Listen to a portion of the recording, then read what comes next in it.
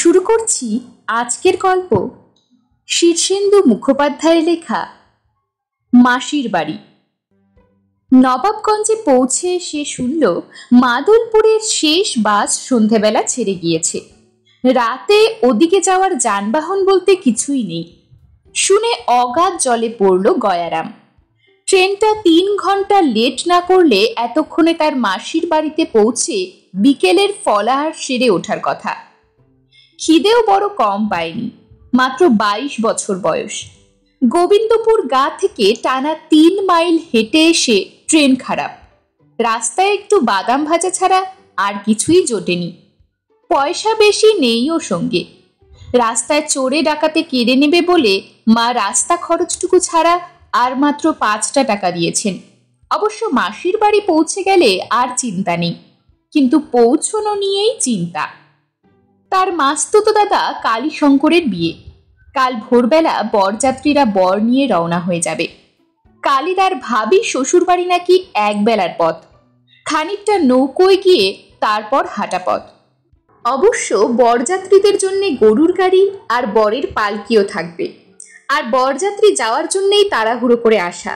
মাসি পই পই করে আসার জন্য চিঠি লিখেছেন। কিন্তু গয়ারাম এখন করে কি? নবাবগঞ্জ জায়গা মন্দ নয়, দোকান বাজার আছে, স্টেশন আছে, পোস্ট অফিস আছে। মাদলপুর অবশ্য নিকষিগা। নবাবগঞ্জ আর মাদলপুরের মাঝখানে একখান পেল্লায় জলা জমি আছে, লোকে বলে পেতনির জলা।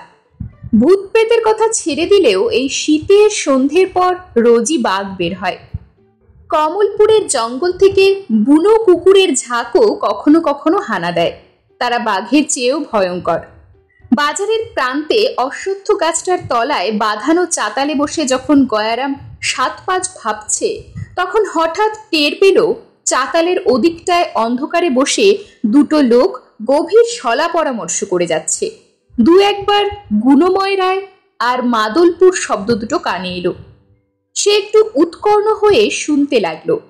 একজন বলল, শোন পচা, বুক ঠুকে কাজটা করে ফেলতে পারলে আমার আর চিন্তা নেই। ধর যদি গয়না বেচে 20-30 হাজার টাকা পেয়ে যাই, তাহলে দুজনে মিলে নবাবগঞ্জে মনোহরি দোকান দেব।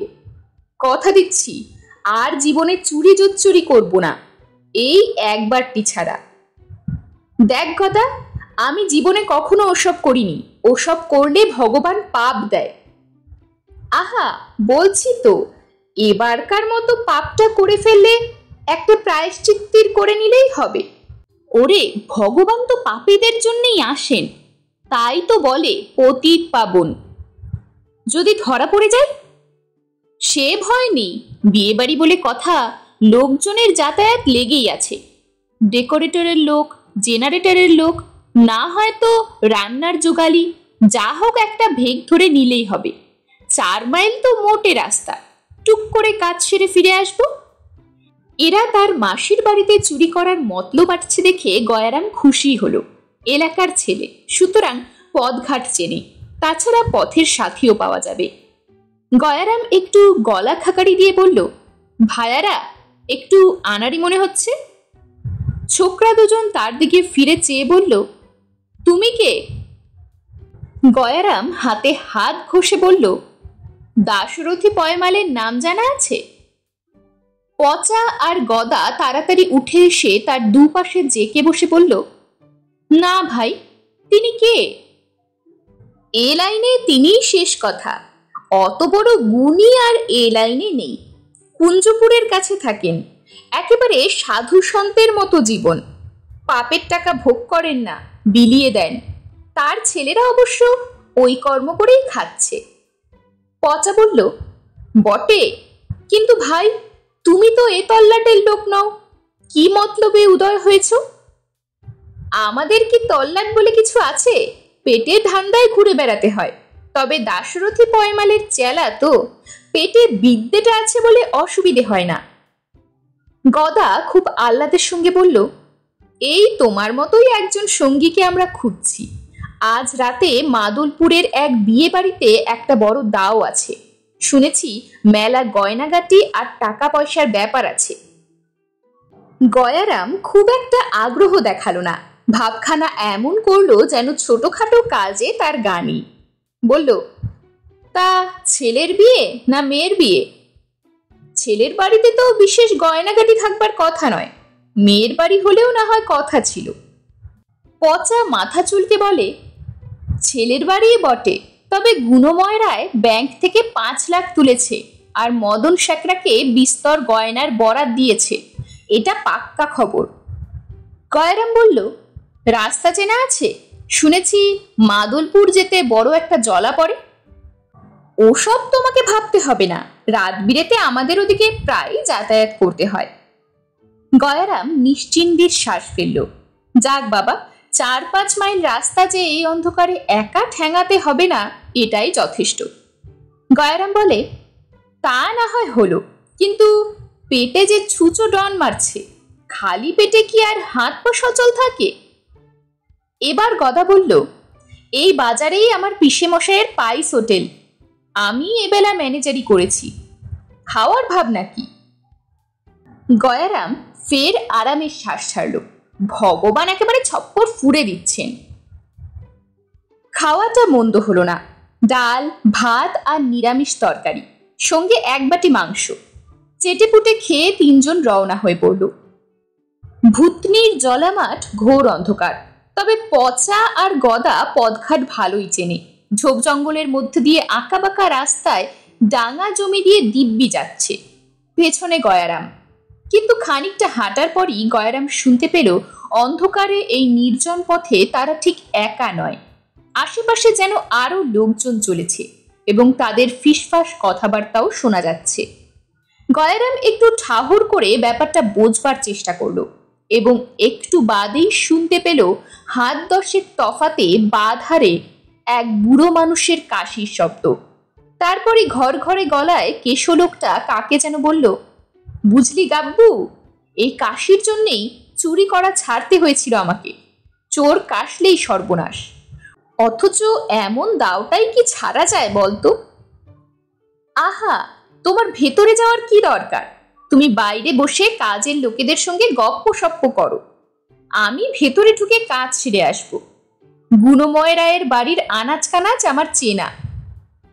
গয়ারাম প্রমাদ গুনল। পচা আর গদাই শুধু নয়, আরো নিশি কুটুমরাও তার মাসির বাড়ি যাচ্ছে। কয়েক কদম এগোতে না এগোতে পেছন থেকে কয়েক জোড়া দৌড় পায়ের আওয়াজ পেল গয়ারাম। তার ডান দিক দিয়ে মাত্র 4-5 হাত তফাতে কয়েকটা ছোকরা গোছের লোক ছুটে গেল।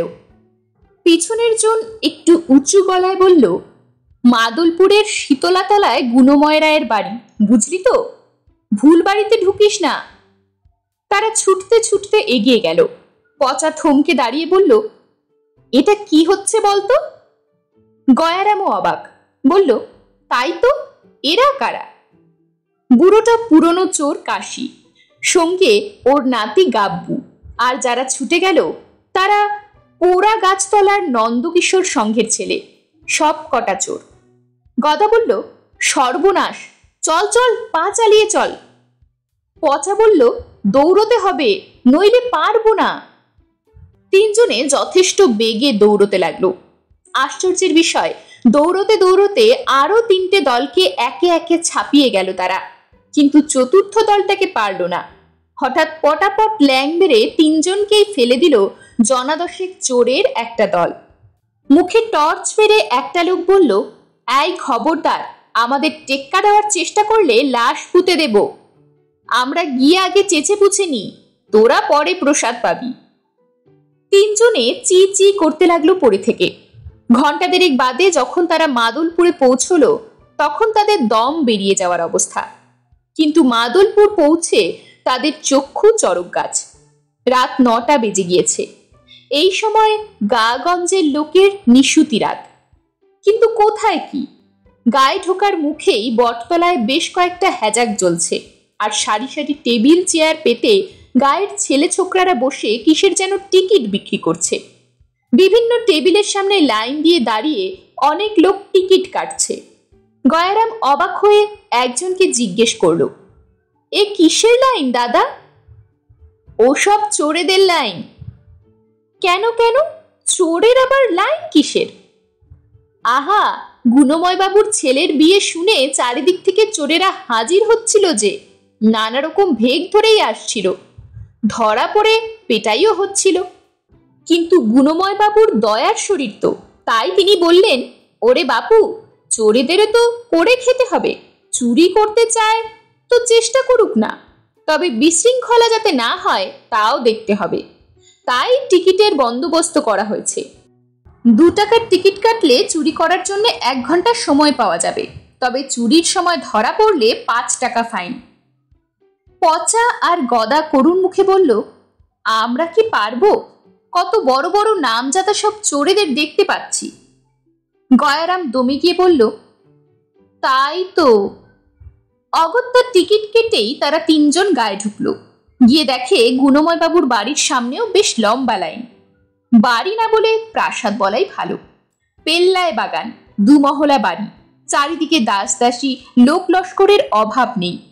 চোরেদের সঙ্গে লাইন দিয়ে নিজের মাসির বাড়িতে ঢুকতে গয়ারামের প্রেস্টিজে লাগছিল, কিন্তু উপায়ই বা কি?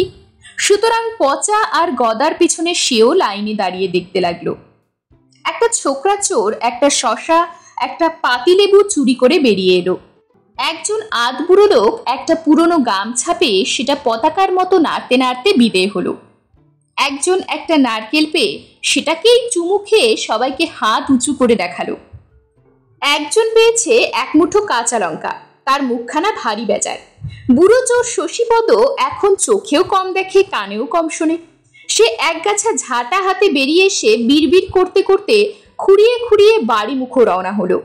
তবে এর মধ্যেই এক ছোকরা চোর একখানা তাঁতের শাড়ি বগলে নিয়ে হাসতে হাসতে বেরিয়ে আসতেই পচা বলল, ওই হচ্ছে 5টা গায়ের মধ্যে সবচেয়ে প্রতিভাবান চোর, ফটিক। ঘণ্টাখানেক বাদে তাদের পালা আসতেই 3 জন হুড়মুড় করে ঢুকে পড়ল বাড়ি ঘরের মধ্যে। সামনেই মেসোমশাই গুণময় রায়কে দাঁড়িয়ে থাকতে দেখে গয়ারাম তাড়াতাড়ি গিয়ে প্রণাম করল, কিন্তু গুণময় বাবু তাকে মোটেই পাত্তা না দিয়ে বললেন, অতিভক্তি চোরের লক্ষণ। মেসোমশাই, আমি গয়ারাম। আয়ারাম গয়ারামদেরই তো দেখছি রে বাবু। ভাগ্য ভালো ঠিক সেই সময় মাসি কি একটা কাজে মেশোকে ডাকতে এসেছিলেন। গয়ারাম চেঁচিয়ে উঠল, মাসি! মাসি হা করে তার দিকে একটু চেয়ে থেকে বলেন, মরণ, তুই এই চোরেদের দলে কেন রে মুখ পোড়া? তোর চেহারাটাও তো চোর চোর দেখাচ্ছে। আয় আয়, ঘরে আয় বাবা, মুখখানা একদম শুকিয়ে গিয়েছে। পচা আর গদা গয়ারামের কাণ্ড দেখে হা। পচা বলে উঠল, সে কি হে ভায়া, তুমি চোর নও? ভারী লজ্জা পেয়ে গয়ারাম আমতামতা করে বলল, ইচ্ছে যে ছিল না তা নয়, তবে এ যাত্রায় আর হয়ে উঠল না ভায়ারা, তোমরা বরং চেষ্টা দেখো। পচা আর গদা ভারী দুঃখিত হয়ে তার দিকে চেয়ে রইল।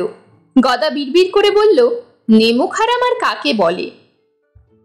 এরকমই আরো সব গল্প পেতে চ্যানেলটিকে সাবস্ক্রাইব করে দেবেন, আর গল্পটি যদি ভালো লেগে থাকে তাহলে লাইক, শেয়ার আর কমেন্ট করে দেবেন।